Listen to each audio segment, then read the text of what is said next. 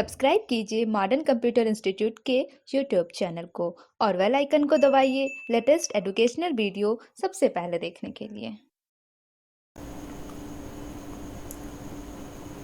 नमस्कार दोस्तों, मैं दीपक और स्वागत आपका मॉडर्न कंप्यूटर इंस्टीट्यूट के यूट्यूब चैनल में।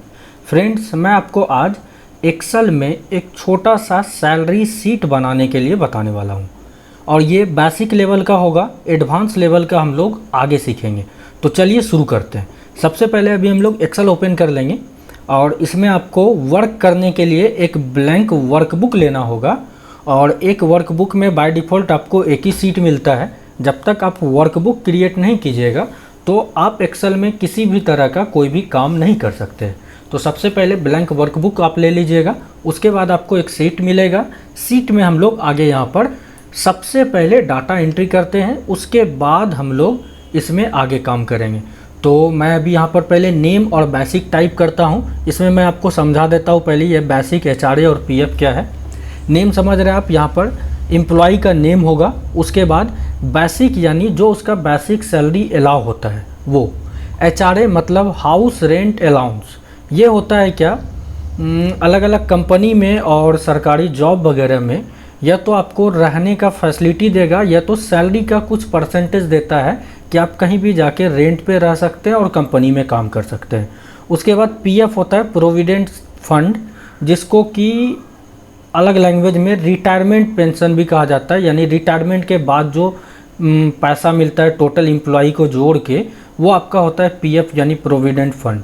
और पीएफ सैलरी से हर मंथ माइनस होता है यानी घटता है, वो परसेंटेज डिसाइड होता है पहले से ही।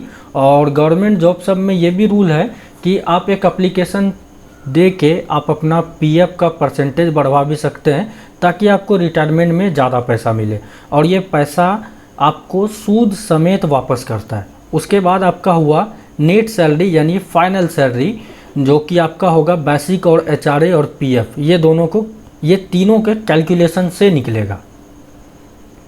तो सबसे पहले यहाँ पर हम लोग अभी नेम एंट्री करते हैं। जैसा कि आप देख सकते हैं मैंने टोटल नेम एंट्री कर लिया है और आप देख सकते हैं ये नेम आपका एक सेल से दूसरे सेल में जा रहा है। अगर कभी भी ऐसा हो तो ये नेम जो आपका ए कॉलम में है और उसके बाद आपका बी कॉलम है, दोनों को बांटने के लिए बीच में जो एक लाइन है इस पे आके फास्ट में डबल क्लिक कर देंगे, ये ऑटो एडजस्ट हो जाता है। ये आपका नेम वाला बॉक्स ऑटो एडजस्ट हो गया। अब हम लोग इसमें बेसिक सैलरी फिल करते हैं।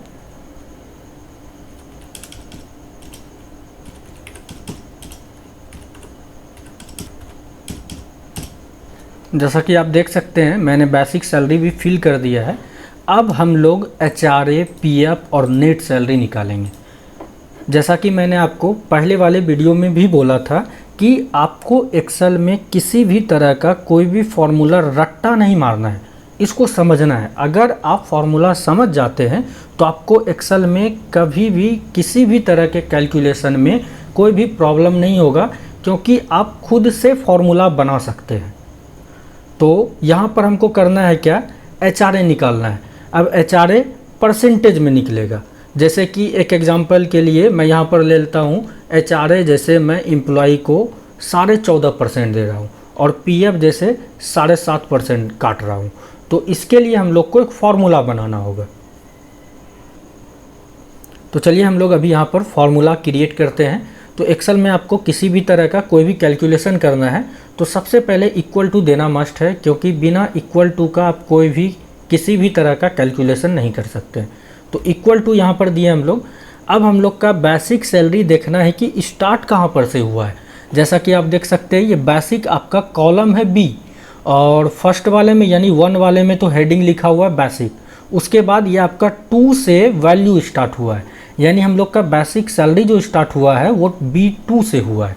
तो यहाँ पर हम लोग देंगे B2 इंटू, जैसे हमको निकालना है 14.5%, तो 14.5, ये तो 50 बटे यानी बाय 100। पहला तरीका ये है।